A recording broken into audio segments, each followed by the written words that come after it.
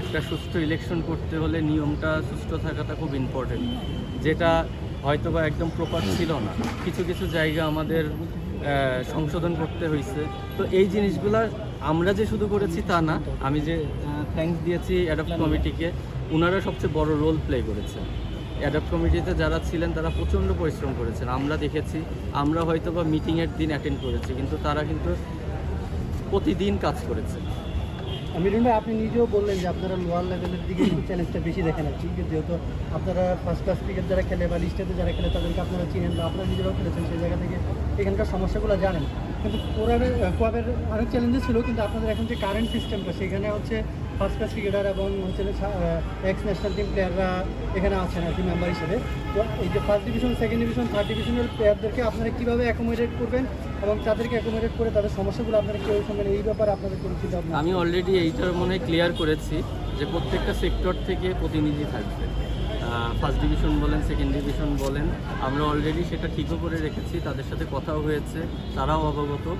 এবং আমরা এই কমিটিটা শুধু ঢাকা কেন্দ্রিক করতে চাই না, আমরা ডে বাই ডে পুরো বাংলাদেশে এটা ছড়িয়ে দিতে চাই। সেই জন্যে আপনাদেরকে বলেছি যে এই জিনিসগুলো আপনাদেরও একটু ধৈর্য ধারণ করতে হবে। কারণ আমরা দেখেন, আমার প্রফেশন ক্রিকেট খেলা, আমার ফার্স্ট কাজ হচ্ছে মাঠে খেলা। তারপরে একটা দায়িত্ব আমার কাঁধে এসেছে, আমি কোনোভাবেই এই দায়িত্বটাকেও অবহেলা করতে পারবো না। অ্যাট দ্য সেম টাইম আমি আমার ক্রিকেটটাকেও অবহেলা করতে পারবো না। তো বাকি যারা আছেন ইনারাও কোনো না কোনো প্রফেশনে আছেন। তো এটা জাস্ট একটা সেবামূলক জায়গা, সবাই সবার প্রফেশনটাও ঠিক রাখবেন, অ্যাট দ্য সেম টাইম দায়বদ্ধতা থেকে এখানে এসেও কাজ করবেন। তো সেই জন্য আপনাদেরকে একটু ধৈর্য ধারণ করতে হবে এবং আপনাদের সাপোর্টটা খুব ইম্পর্ট্যান্ট। আমাদের পাশে যদি আপনারা পজিটিভলি থাকেন, আপনারাও আমাদের ফ্যামিলির একজন পার্ট।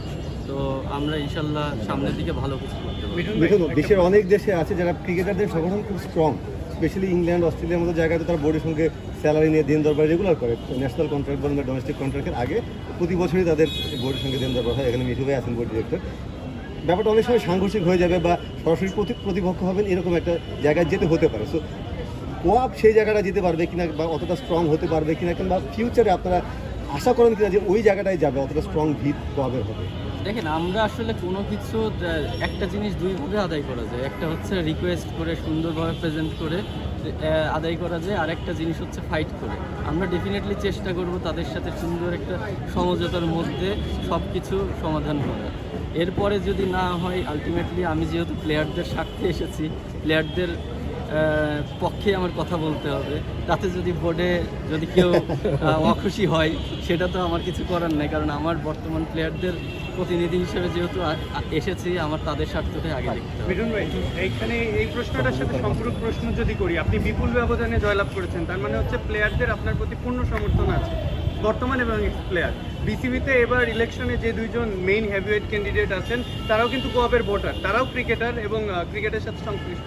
তাহলে আপনার ক্ষেত্রে কি কাজটা বেশি সহজ হবে না? চ্যালেঞ্জের ভয়টা কি পাচ্ছেন কিনা, নাকি সহযোগিতাটাই বেশি আশ্বাস করছেন? না, জিনিসটা দেখেন অনেক সিম্পল। এখানে ধরেন আমরা তাদেরকেই সাপোর্ট করব যারা আমাদের পাশে থাকবে, এটা খুব স্বাভাবিক।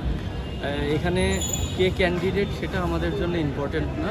ইম্পর্টেন্ট হচ্ছে আমরা কতটুকু বেনিফিটেড হচ্ছি, কার দ্বারা প্লেয়াররা বেনিফিটেড হবে, সেই জিনিসটা আমাদের কাছে বেশি ইম্পর্টেন্ট।